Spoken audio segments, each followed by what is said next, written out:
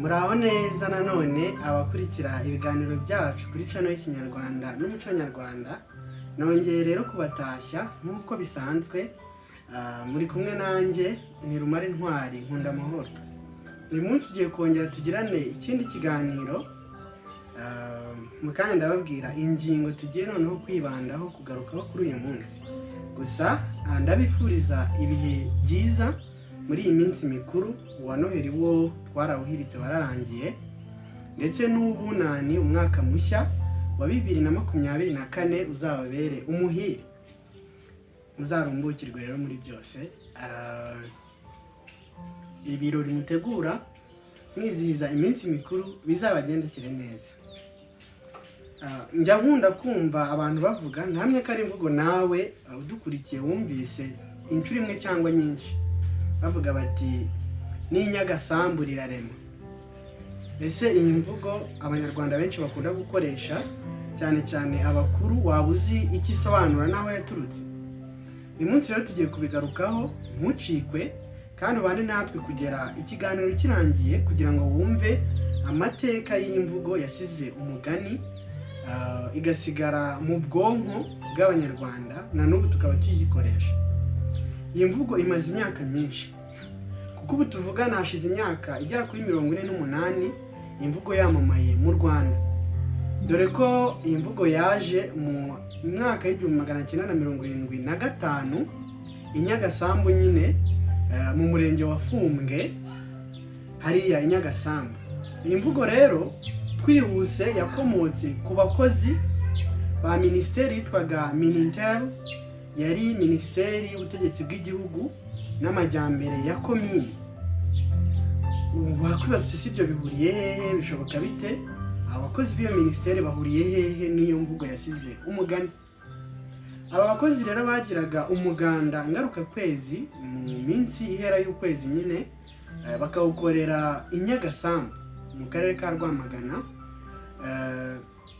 Bakajya kuhatera ibiti, bateraga ibiti bya pinusi bari kumwe n'abasirikare bakuru n'abandi bayobozi batandukanye b'igihugu, muri gahunda nyine yo kongera amashyamba mu Rwanda.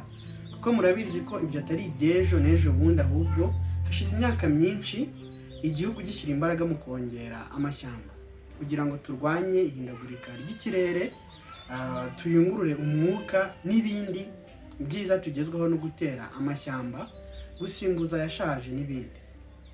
Abo bakozi rero bafataga iya mbere mu kwerekera abaturage, batera ibiti mu muganda wa buri kwezi. Icyakora iyo bavaga mu muganda bamaze gutera ibyo biti, banyuraga mu isoko ry'inyagasambu, bakahahahira ibiribwa n'ibindi bicuruzwa bitandukanye ku giciro gito ugereranyije n'icyo babaga babiguraho i Kigali.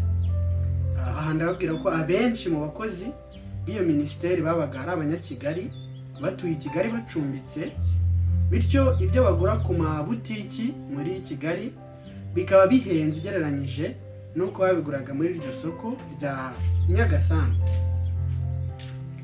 Rero iyo bageraga iwabo batashye mo hagati nyine mu kwezi, igihe cy'umuganda kitaragera, bagasanga ibintu birahenze, bijujutiraga abacuruzi babo bababwira bati mwiduhenda, n'inyagasambu rirarema, tuzabigura ku muganda. Wenda nk'iminsi yaba yegereje kugira ngo ukwezi kurangire bajya mu muganda, bakaba banabatera utwatsi bati nimugende tuzabigura inyagasambu. Bose rero bigenda bihinduka imvugo igaruka. Umwe akabwira undi, tuzi ko mu gace dutuyemo bashatse kumpenda, nababwiye nti reka nzabigura inyagasambu. Ndatoya ntibakaguhende, n'inyagasambu koko rirarema. Imvugo rero igenda ikura ityo, ihinduka rusange, n'abatari bari inyagasambu n'abatarahakandagira barayimenya, batangira kuyikoresha. Iri soko rero ry'inyagasambu ryabaye ikimenya bose, riherereye muri komini Bicumbi, ndavuga ubwo muri iyo myaka nyine ya za 70. Ryashinzwe mu mwaka w'1970 nibwo ryatangiye kurema. Urumva ko muri 75 ubwaba abakozi ba Minintel bariremaga, ryari rimaze imyaka 5 gusa, ryari rikiri rishya, ariko ari isoko rifite imbaraga, rigaragaramo koko ibicuruzwa bihagije, cyane cyane ibyo kurya byabaga bikiri bishya kandi bihendutse ugereranyije no muri Kigali. urumva abacuruzi b'i Kigali baranguriraga mu nkengero z'umujyi ndetse no mu byaro, bityo ibyo bacuruza bikaba bihenze kurusha abangaba b'i Nyagasambu. Naho rero ibyo ngibyo byaturutse, iyo mvugo ikomoka muri iryo soko gutyo. Icyakora iyi mvugo yarushijeho gusakazwa cyane n'indirimbo izwi cyane abakunda izo hambere dukunda y'umuhanzi nyakwigendera Jean Christophe Matata. Uyu yari umurundi ariko aza gukorera umuziki we mu Rwanda mu mwaka wa 1986.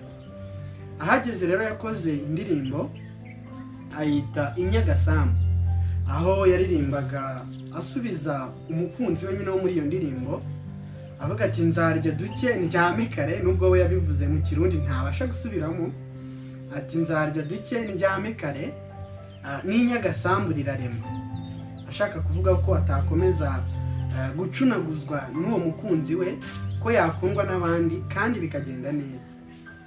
Iyi ndirimbo rero yatumye imvugo ngo n'Inyagasambu rirarema ihinduka ikimenya bose, irasakara kurushaho no mu bihugu duturanye.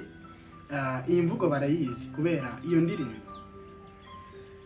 Ubundi abanyarwanda bazwiho umuco wo kuharanira ishema no kwihagararaho mu byo bakora byose, umuntu agashaka kuba afite ishema n'icyubahiro.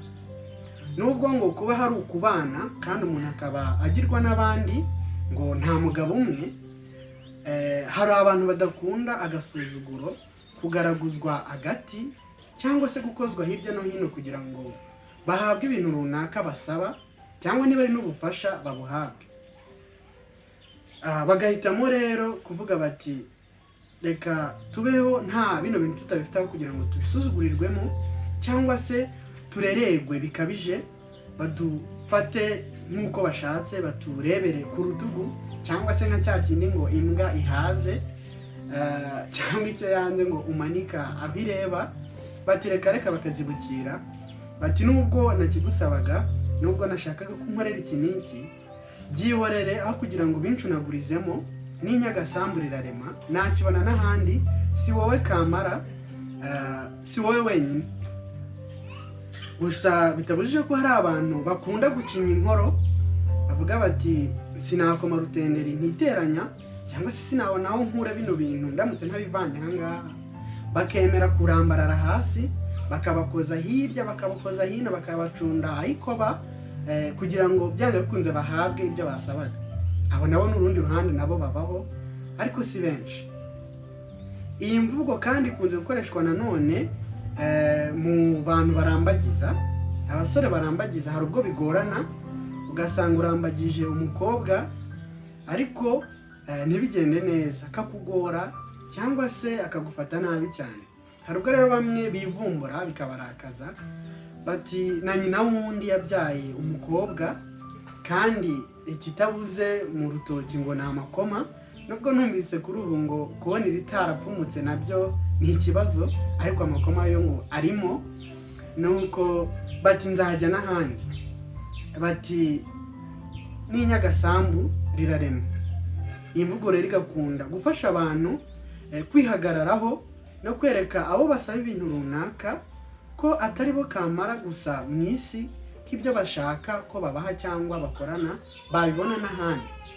Cyangwa se nk'umucuruzi yashaka kukwigirizaho nkana, aguca umurengera w'ikiguzi ku gicuruzwa usanzwe uziye igiciro ahandi kiboneka, uti ntabwo wamenda utya, n'Inyagasambu rirarema. Kuri ubu ngubu rero iryo soko rya Nyagasambu nyuma y'imyaka 48 ribaye ikimenya bose, rikaba ubukombe kubera iryo zina, riracyarema. N'ubu riracyarema, wari ubizi? Haracyaboneka imboga n'imbuto ndetse n'ibindi bicuruzwa bitandukanye bishimishije kandi n'ubundi ku giciro gito ugereranyije n'icyo bamwe muri Kigali tucibwa kugira ngo tubihabwe. N'ubu rero ushatse warema iryo soko ry'Inyagasambu, bikava mu magambo gusa bikajya no mu bikorwa. Ubutaha ntibazaguhende nyamuneka, n'Inyagasambu rirarema. Ngiyo rero inkomoko y'imvugo yabaye ikimenya bose, igasiga umugani ngo n'Inyagasambu rirarema. Yakomotse nyine kuri abo bakozi mu 1975, ubu hashize imyaka igera kuri 48. Ubutaha rero nukenera kugira uwo ukurire inzira ku murima wihagararaho uharanira ishema ryawe, ntuzatinye gukoresha iyo mvugo, ariko noneho uyikoresha uzi n'aho ikomoka n'icyo isobanura.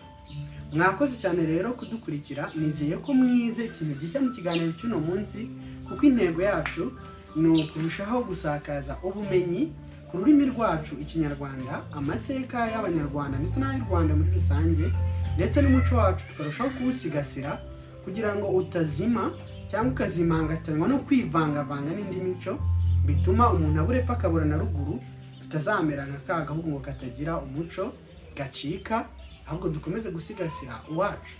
Mwari kumwe rero nanjye Ntirumara Intwari, nkunda amahoro nk'ibisanzwe. Imana ikomeze kubarinda, nawe utaha.